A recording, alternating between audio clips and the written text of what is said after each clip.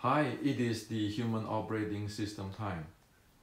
So lately when I discuss with many Qigong and meditations friends, a very interesting topic surfaced. And that topic is on the dark side of meditations and Qigong practice, or even the internal martial art practice.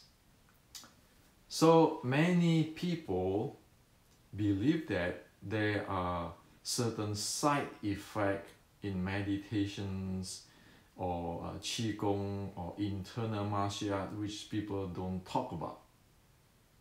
And so there are many friends ask me on the this dark side of the meditations or Qigong or internal martial arts.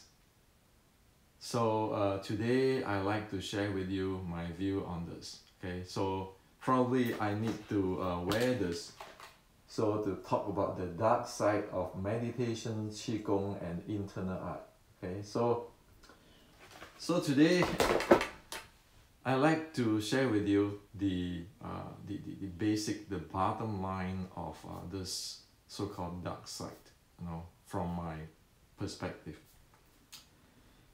I don't think there is a dark side in the Buddhist meditations or the Qigong or the internal martial arts. I think the dark side is we, the human being. Okay? So what really caused all this so-called dark side? Well,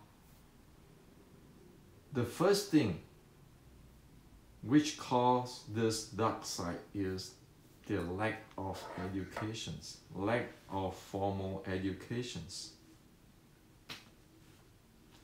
Let's face it, Buddha Dharma, meditation in Buddha Dharma, the Qigong, okay, or the Taoist meditations in China. I'm talking about the formal one, the proper one. They are the science of life. Okay? The science of life. This stuff is not philosophy. It's not belief. It's not religion. It is the science of living, science of life. It is never is those type of as you like it, make it whatever it is. Okay. Now you look into today's in general. What has this Buddhist meditations, Taoist meditations, Qigong internal art become? Is it a science, or it is even closer to a cult? Okay. The second thing is, it is lack of qualified teacher. Okay. Lack of qualified teacher. In the ancient, or from the ancient up to the past generations, the teacher need to be qualified, meaning that they has to attain or accomplish of that level in order to teach. Because teaching is transmit of experience and verify it and lead one into the proper experience. Okay, with the process steps. Now, today, we really don't see much of this anymore. Okay? So when it is lack of educations, lack of the formal, solid education like in our university, and there's no qualified teacher, guess what's the alibi? The alibi always is, this is how we do it in our lineage. This is how we do it in our tradition. This is how the teacher doing it. This is how this teacher do that, or this teacher do that. Okay, I even see in YouTube when there is a questions to a monk, a Buddhist monk, on Anapanasati. You know what the Buddhist monk said? Oh, I think you better ask your teacher if you learn from this teacher. That is bullshit, okay? It's Buddha Dharma. Buddha said it clearly. Follow the Dharma and not follow the people. Okay? So this is how bad it is if you talk about meditations. Okay? Now, same with Qigong. So without having an education like the university, like you go to university, you want to study physics. Everybody follow the Newton's law. Or the professor trained and qualified to teach physics. But today it's not that anymore. Okay? In meditations, in Qigong, look at it. Okay? So that is the dark side. Now everybody want to be what? Want to be the guru, the pioneer. Okay? Now the third thing which is surfaced in the past a few decades. People is using selective scientific data to make claims on what their meditation can do. Okay? And of course, you know, we can see in this very commercialized, materialistic society today or era today, people fund university to do a certain research for their product. And of course, you know, if somebody fund that research, you know, there's only good thing they're going to talk about. The good data is going to talk about. It is not an objective presentation of what is going on. Okay? So that is an issue. And also people mix different things. Like for example, today in general in meditations, people can mix the New Age philosophy, New Age practice, and then call it Buddhist meditation, all kinds of stuff. Now, the dark side is this. It is not the meditation which or the Qigong or internal art have a dark side, okay, since the ancient time. It is no educations, no qualified teacher, misleading with the scientific data, mix and match stuff, sync up to make new product, and then promote those things. Okay, so it would be good if somebody be able to sell meditations apps like like the electronic cigarette, so that get everybody addicted. So those are the dark side. Okay. Now, for example, all meditations is actually application specifics, be in Qigong or Buddhist. Okay, and I'm going to share with you in a little more details so that you see, and here on you can screen. Okay, now Qigong or the Buddha Dharma meditation is never ever one size fit all. It never is that case. Okay, if anybody use this one size fit all mentality to do meditation or Qigong, it is really looking for trouble. Okay, so again, it's not the dark side of meditation or Qigong. It's people using a wrong tools or eating the wrong medicine, try to cure something. Okay, now disregard of the Buddhist meditations or it is the Qigong or internal art. The first thing, as the other day, I talk about the energy sheet balancing.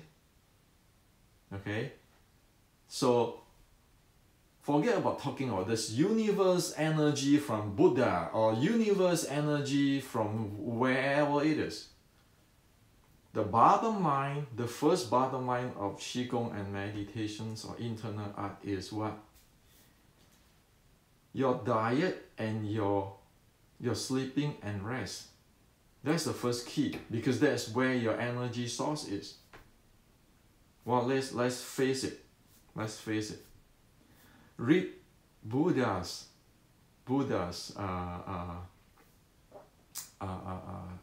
story.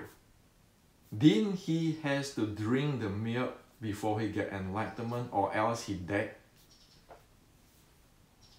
Well, why don't Buddha, if this thing is so magic, why don't Buddha get his energy from a universe and he doesn't have to drink that milk? Okay, read it.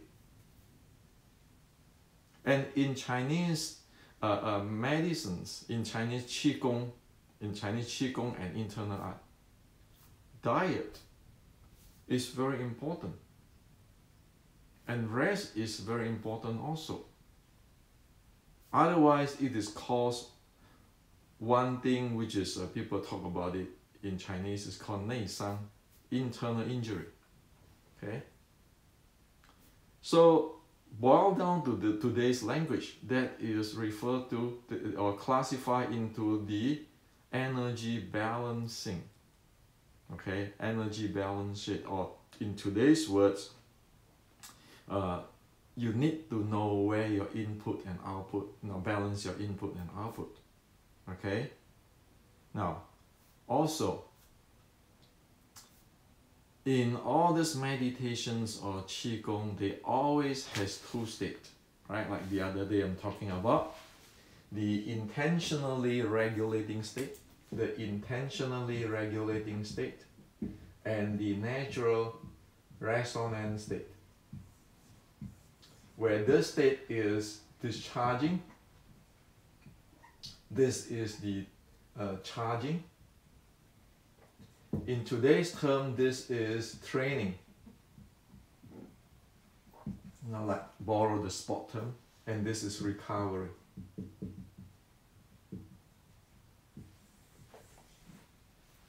Okay, so when we deal with energy, we need to have the diets and the rest, and then we need to know that every meditations, every Qigong practice or internal practice, it always involves a well-designed, a holistic design of this.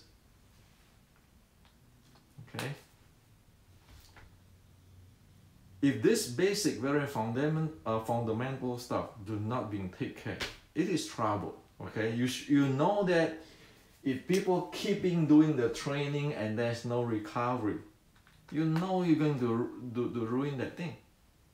That's what I say, right? If the Buddha didn't drink that milk, the goat milk, before he get enlightenment, he dead. Okay. So if it's so magic, why don't you just ask the Buddha, Gautama Buddha, to say, Om, I get all the energy from the world?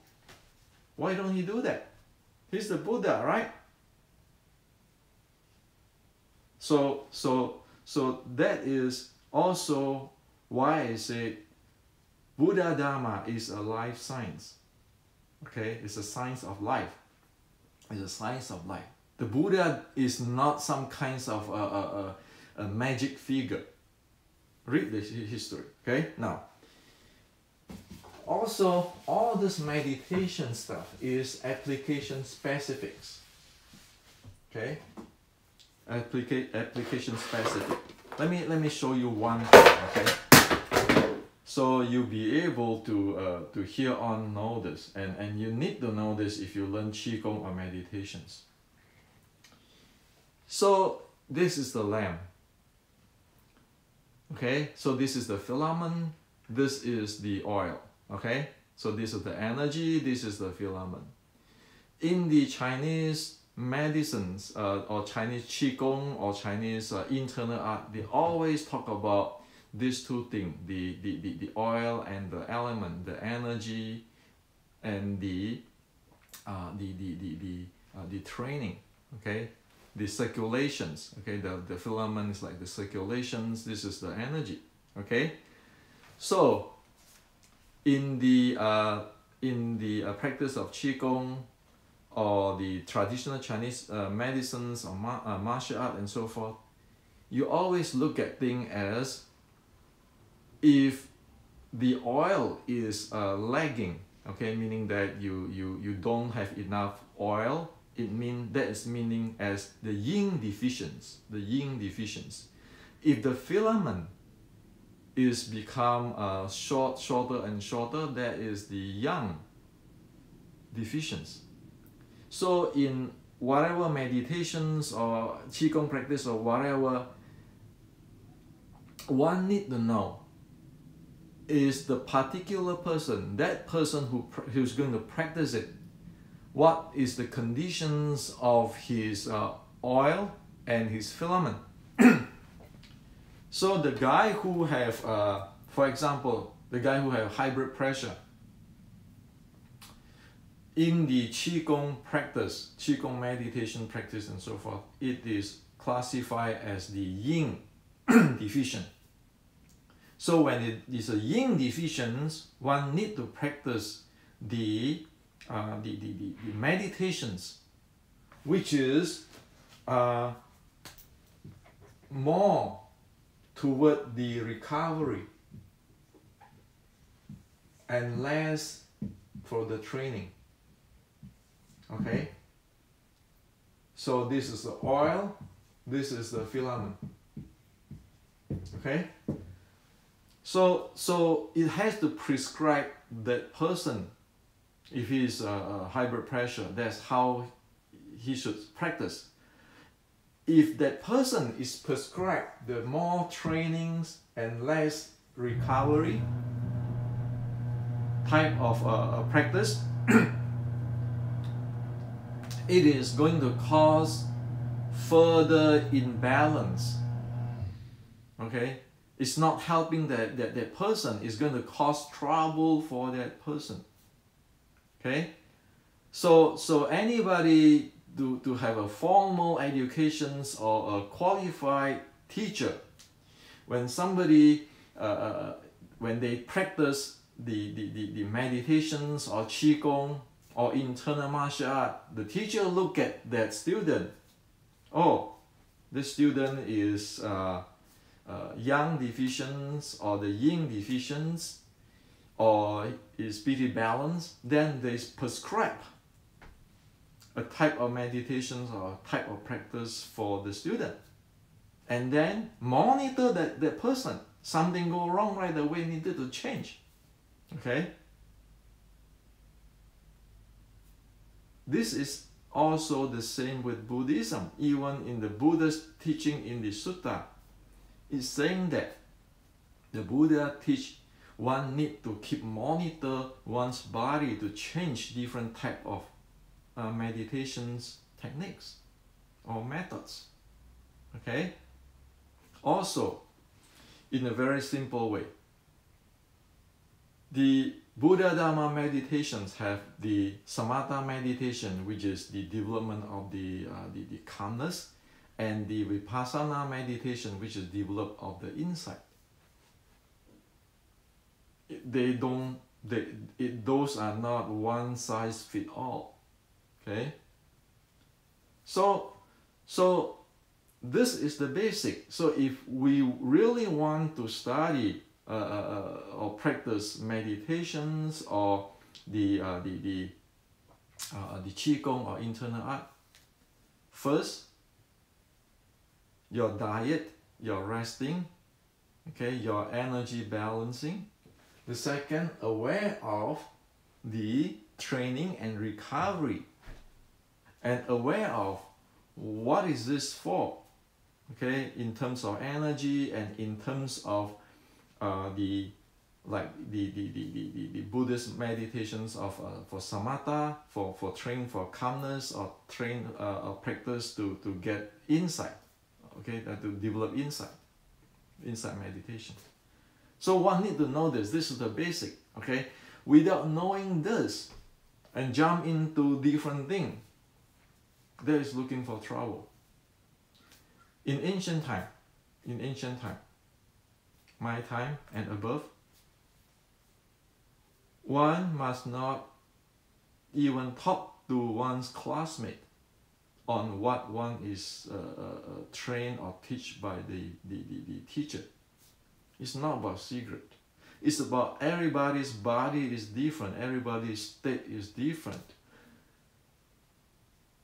This is to actually avoid somebody copying something and get into trouble. Okay? So that's how it is. Qigong meditation orders need to be monitored. And it is very individual, need to be tailored individual. You cannot get a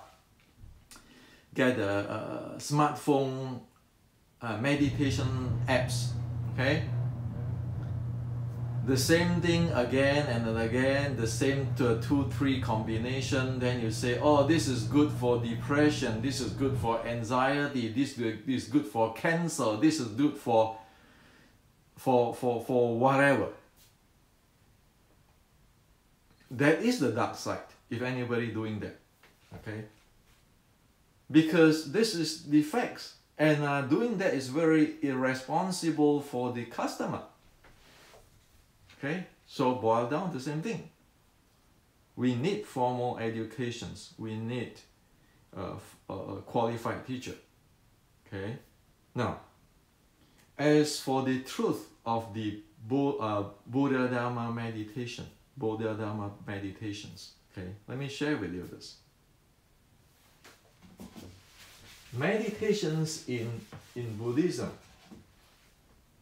in meaning in Buddha Dharma term, means that there is different Dharma door, okay? So like the other day we talked about the Buddha's name recitations meditation in my previous YouTube, which I call the Amin meditation. That is for what? That is for in the sutra which is related to the residing Buddha Amitabha. He said that when you are in the chaotic situations, it's completely chaotic, like you are going to die, everything disintegrate, you recite the name of Amitabha Buddha. That is what it's for. In the chaotic situations, we couldn't even visualize or anything anymore. It's complete chaos. So that's for that. The second is, like the other day I'm talking about the Surangama Samadhi, Surangama meditation process. The first is the enter the stream using hearing without evoking the differentiations. Okay, which is in the previous video, right? You enter into the stream. That Surangama meditations is the tools to really fast, directly enter into the stream via hearing without differentiations. That's why the Surangama Samadhi or Surangama Sutta is the Zen school sutta, like the Project Zen Project Xi or Chan Project Xi lecture on that. Okay, you can see that. So that is the second type of meditations. The third type, which is today it have a big influence to all this meditation, mindfulness meditations, is the Anapanasati. So what is Anapanasati for? Anapanasati is to calm down the scattering mind or scattering thought. That is what the Anapanasati is for, to develop samatha. Okay? So you see, they are different. You cannot say, oh yeah, you know, I want to use this meditations for one meditation for all. There is no such case. That's why the Buddha said one need to learn all the Dharma so that one can use it when one need it, because condition keeping changing. Now, if we brute force certain thing, then we get into trouble. Okay? And today, since the other day I have already shared with you on the Buddha recitations, meditations, the Srangama. Today I want to share with you the Anapanasati. Okay? And very sadly, I like to share with you, majority of Anapanasati today is pretty screwed up. It is no longer the teaching of the Buddha, because it doesn't do what it's supposed to do. Okay? So today's on Anapanasati, okay? Or the mindfulness of breathing. So you can go to the website and the YouTube, and then you always get into this in general, okay? The first is you have to pay attention to your nose, the breathing, the nose tip, those kind of thing. The second thing is counting your breath, okay? Counting your breathing, okay? Counting your breathing. And then some goes to say that, oh no, after your mind is focused, then you follow the breathing with your mind, okay? And then some even go further, say bring your mind to the contact point of your breathing, okay? So this is the general one can see, okay? So first thing is like, you know, pay attention to your breathing, you know, your nose tip and so forth. The second is counting your breathing. And then the third is following the breathing with your mind. The fourth is bring your mind to the contact point of your breathing. This is what you can see. You know, go to the website, you can see all this YouTube or guided meditation, all those things. Okay? And of course, the counting of the breathing right now, they even some even including, or you inhale 5, inhale you count 5, exhale you count 5, pay attention to this, and then all kind of stuff. Is that what Buddha taught? Is that the way how to enter into samadhi? Nope. That's why if you go that way, you never get far. Okay? So I want to share with you what is exactly is Anapanasati practice. Okay? So what exactly is that? Is that mindfulness of breathing, or what does it do? No, what is it? What does it do? How to do it? Okay? So what is it? How to do it? Okay, so what is Anapanasati? The teaching of Anapanasati. The teaching of Anapanasati is using the pulse of breathing to enter the mind-body energy calm state. The pulse of breathing, not breathing. Okay, so inhale, exhale. This is a pulse. Okay? Okay, by the way, whatever I'm going to share with you here, do not practice it if you do not have a qualified teacher. Why? Because handling of this pulse and so forth, it will how to say that? It is dependent on your body condition. Remember we just talked about, you know, everybody's body condition. You have a yin deficient or yang deficient, those kind of stuff. Okay? This type of stuff, you need to be careful. And in today's term, because the breathing phase actually influence your ANS, autonomic nervous system, and it influence your internal organ and so forth, okay? So I'm going to share this with you, but if you don't have a proper teacher, do not practice it. You just want to know what I'm showing you is to share with you so that you know what is the difference, okay? Not everybody can practice this, okay? Just face it, okay? Now, so you have the inhale, and then you have the exhale, you have the pause. So what does Anapanasati do? Anapanasati is using the pairing. Okay, so what is pairing? Well, I use today's term so you know. See, pairing the devices, our device, like the wearable device with our table, that pairing, yeah, exactly that pairing, okay? So, the Anapanasati is the counting of the breath. The first step, the counting of the breath, is to pair the pulse and the mind. To pair this, okay? To pair the pulse and the mind. Now,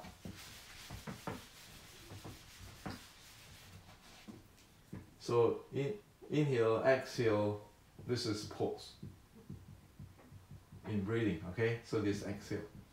Now, when one pair this in the breathing with the mind, pair up, one get into a quiet,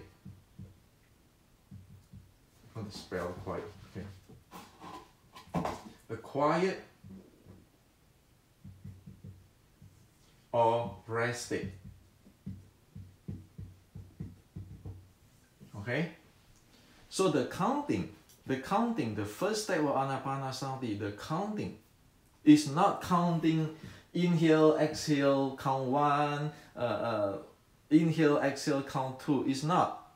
It's counting the pairing of the mind and the pulse in the breathing. So it count 1 when it pair, second when it pair, the third when it pair. You count not more than say 10 times to get it pairing. So that is counting. So counting is actually pairing. So one it paired, one do not count anymore. One aware of this rest state when it arises. Okay, because one is keeping breathing. So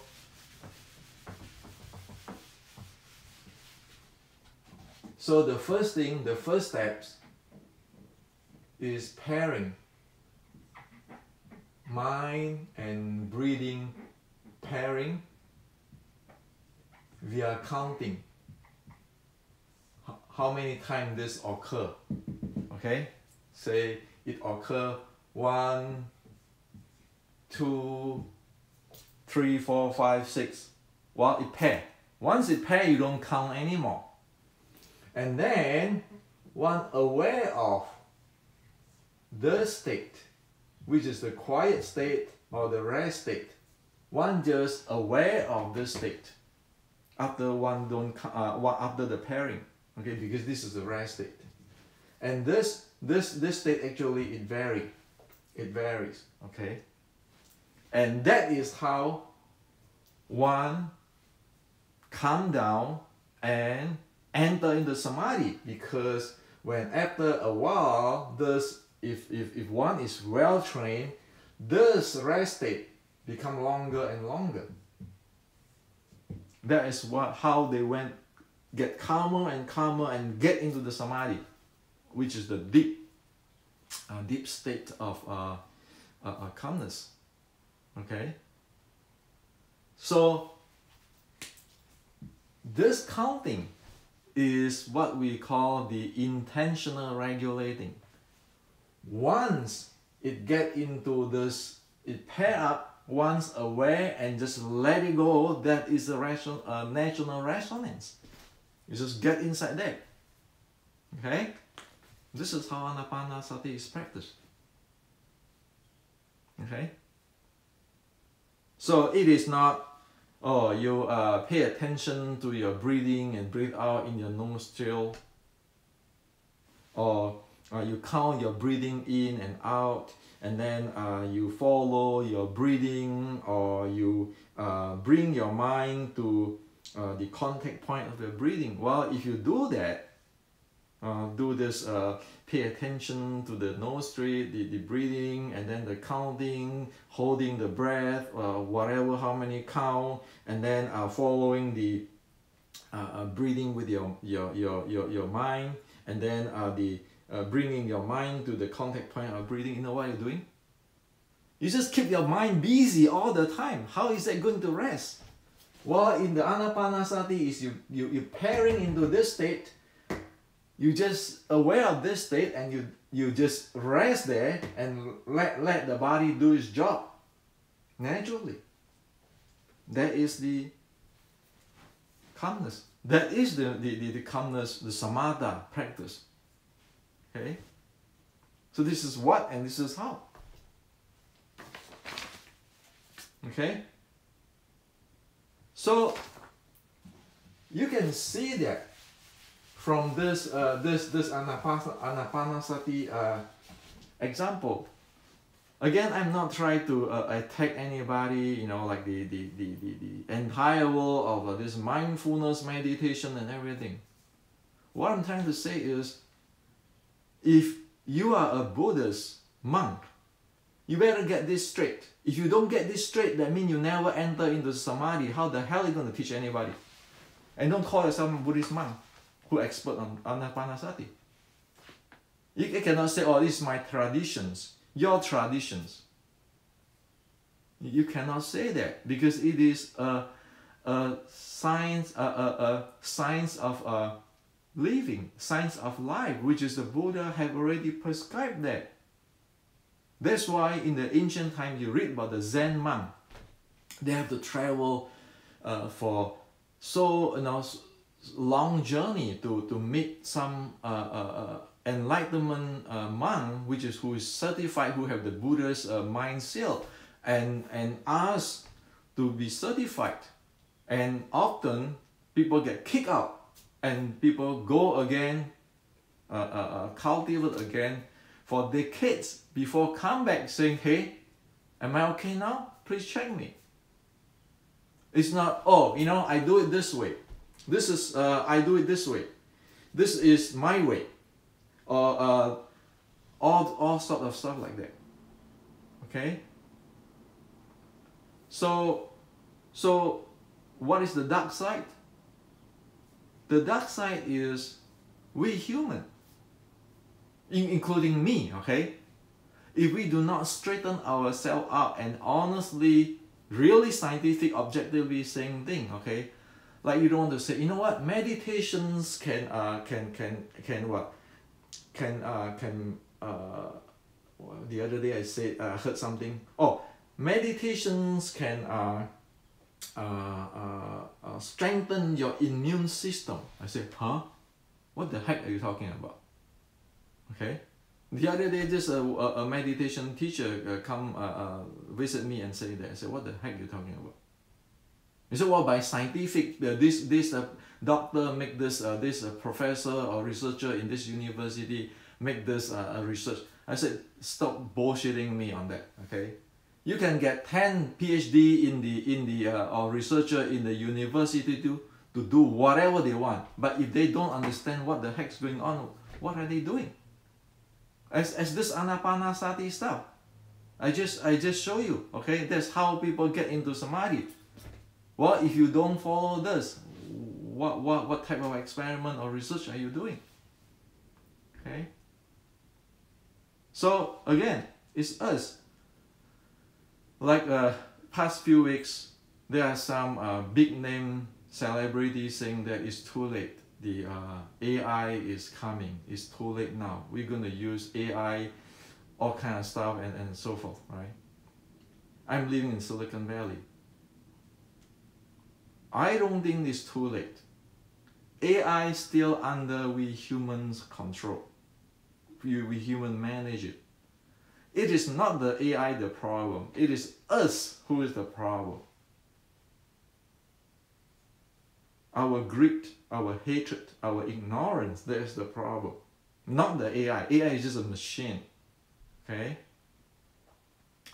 So we need human educations to you know, it's not everything sell for money. It's not that you do research or anything, you just or open a temple just for making money. Okay, the Buddha didn't do that. The ancient the Qigong master don't do that. In fact, they are really poor. One of my teacher, who is a Zen patriarch, told me, Hendrik, if you want to learn from me, then you want to learn to be poor, to be able to handle poverty. Because speaking straight is not going to make money, but a lot of people hate it. But then, because of the people, if you a monk, you speak straight because you are for living beings. You are not for yourself. Okay. So that is how the attitude of the Zen patriarchs. Okay. So, you know, don't trust me, don't believe me, look into what I'm talking about, do research. And I say what I share with you is what it is. You don't have to trust me, you don't want to believe me. The reason I write this book, or whatever I share with you just now, the basic and so forth, I put in this book. It's because we need formal educations. We know all the artificial intelligence is actually progress very fast. This is about the basic of natural intelligence. It's us. We need to learn about who the world we are. Okay, and believe it or not, I make all this process here. If we program into the AI robots like Sophia the robots, look how scary it will be if Sophia the robot, the AI robot, know human more than most of us. Okay, and actually I make this one section there. You know, I put into the artificial intelligence, the processing. Well, my intention is to really program this into, or let the artificial intelligence, the machine learning, to learn this, and then teach us human, train us human. Machine is honest. If you say that this is train them, you train the machine that this is how the Buddha teach, then it will teach the same thing, even 1,000 years later. But human, you know, who know what it will end up to. So this is to share with you today. And again, this is my perspective. I can be right, can be wrong. It's up to your what do you like, or up to your investigations. Okay, so don't trust me, don't believe me.